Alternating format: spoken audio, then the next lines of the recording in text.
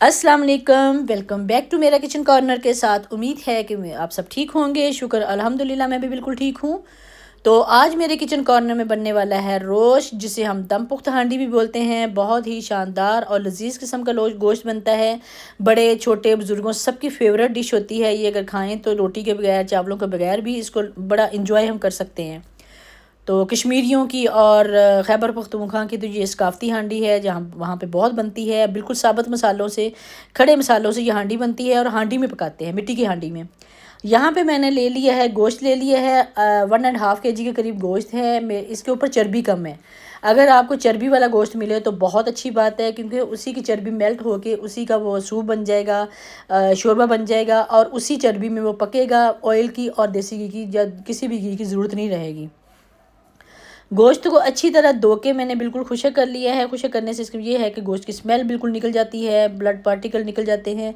उसके बाद मिट्टी की हांडी है, उसमें मैंने 1/2 कप के करीब पानी गर्म ले लिया था, बॉईल पहले पानी किया है। उसमें सारा गोश्त ऐड कर दूँगी और ये स्टेप बाय स्टेप देखते जाएंगे तो बहुत ही शानदार किस्म का ये गोश्त रेडी होता है। मतलब कि ये कभी कभी खाएं तो बहुत दिल, कभी कभी तो दिल करता है स्पेशल खाने को। इसमें रसीला गोश्त होता है, इसके अंदर जितना भी बगैर पानी के, बगैर ये मतलब कि स्टीम में पकता है तो बहुत शानदार होता है। हल्की आंच पे ये पकेगा। उसमें मैंने एक बड़ा प्याज ऐड कर दिया है। प्याज को बिल्कुल कट नहीं करना। और अगर बड़े टमाटर हैं तो 2 से 3 ऐड कर दें, छोटे टमाटर हैं 2 से 3 ऐड कर दें, बड़े हैं तो 2 ऐड कर दें। प्याज भी मेरे पास बड़ा था और मैंने एक ही ऐड कर दिया। ज़्यादा प्याज डालने से गोश्त का टेस्ट मीठा हो जाता है, इसलिए प्याज नॉर्मल ही डालना चाहिए। और एक मैंने इसमें ऐड कर दिया है, लहसुन की पोथी ऐड की है, 10 से 12 हरी मिर्चें ऐड की हैं, और अदरक का जो है ना 2 से 3 टुकड़े हैं। साथ में मैंने 3 जवे लहसुन, उसमें छिले हुए लहसुन भी ऐड किया है। वो पकने के बाद जो उसकी ग्रेवी बनेगी और उसमें लहसुन का जायका आएगा, पक पके तो बहुत शानदार होता है। 1 टेबल स्पून इसमें मैंने ऐड कर दिया है नमक, और 1 टेबल स्पून काली मिर्च है, और साथ में मोटी मिर्च ऐड की थी, मोटी इलायची ऐड की थी, सब्ज़ इलायची ऐड की थी। साथ में दालचीनी का टुकड़ा था एक, और कड़ी पत्ता का टुकड़ा था।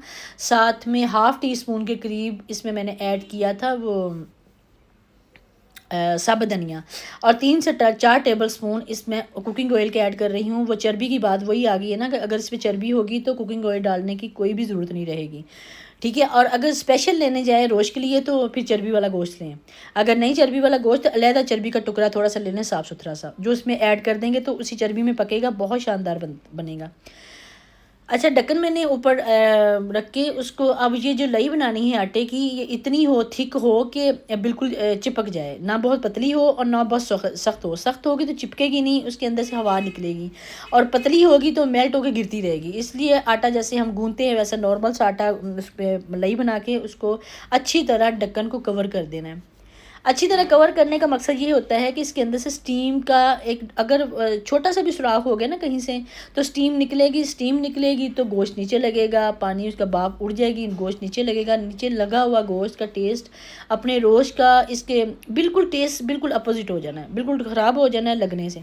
इसलिए कोशिश यही करनी है कि जब भी हम आटे की लई लगाएं, इतनी मजबूती से लगाएं, कवर करें कि हमें शक ना रहेगा कहीं ना कहीं से स्टीम निकलना शुरू हो जाएगी। बार बार बल्कि चेक करते भी रहें, अगर स्टीम निकलना नज़र आए तो वहाँ पे और आटा लगा दें। और ये था जनाब, अच्छी तरह इसको कवर कर दिया मैंने, दम दे दिया इसको, मतलब दम दे दिया, उसका दम बंद कर दिया है। अब ये तकरीबन 6 से 8 घंटे मुस्तकिल ये हल्की आंच पे पड़ा रहेगा, तो बहुत ही खूबसूरत किस्म का, शानदार किस्म का, लजीज किस्म का हमारा रोस्ट रेडी होगा, जिसको खा के बड़े तो बहुत ही मज़ा करते हैं, बच्चे भी खाते हैं। क्योंकि इसमें मसाले कम होते हैं, नमक मिर्च कम होती है, फीका फीका होता है, और अपने ही अज़्ज़ा में पका होता है, तो बहुत शानदार किस्म का टेस्ट इसका होता है। सब छोटे बड़े खाना पसंद करते हैं। ठीक है। और यहाँ पे 2 से 3 मिनट के लिए फुल आंच करके एक दफ़ा हांडी का तला जो होता है ना वो गर्म कर लेना चाहिए। हांडी जो होती है थोड़ी सी वो हैवी होती है, मतलब वज़नी होती है। वज़नी होने से उसका तला थोड़ा सा, तलवा जो होता है ना हांडी का तलवा, समझ रहे हैं ना, वो थोड़ी देर से गर्म होता है। तो 3 से 4 मिनट के लिए आग जला के उसको गर्म कर लें। उसके बाद हल्की आँच कर दें। हल्की आँच करने के बाद 8 से 10 घंटे, 6 घंटे, जितना भी आपके पास एस्टिमेट है, चलो इतनी देर में पक जाएगा, अंदाज़ा हो जाता है। तो उसको पकने दें हल्की आंच पे, बार बार आकर आप चेक करेंगे। और उसके बाद ये है कि 6 से 7 घंटा मैं नाश्ते के बाद मैंने रखा था, 6-7 घंटे में ये बिल्कुल हो गई थी। उसके बाद ठंडे होने के लिए मैंने छोड़ दिया। ठंडा हुआ है तो मैंने गर्म आटे को जब भी हाथ लगाएंगे तो इसको जब भी हम कटिंग करेंगे तो उसकी भाप निकलेगी। मैंने ठंडा करके कटिंग किया है तो बिल्कुल भी भाप नहीं थी, हल्का हल्का देखें आप धुआं उठ रहा है, उसके बाद अदरवाइज़ कोई इसमें भाप नहीं है। मैंने 1-2 दफ़ा कोशिश की गरम गरम को कटिंग करने की तो ऐसी भाप पड़ती है, हाथ जल जाता है। और माशाल्लाह देखें गोश्त इसका बिल्कुल गला हुआ है, इतना सॉफ्ट गोश्त है और अंदर तक मसाला जो है ना रच गया हुआ है। बहुत मज़ेदार हांडी, एक दफ़ा पका के देखेंगे तो आपको ज़रूर पसंद भी आएगी। बच्चे भी खाएंगे, बड़े भी खाएंगे। बच्चे जो बोटी नहीं खाते वो शौक़ से खाना शुरू हो जाएंगे।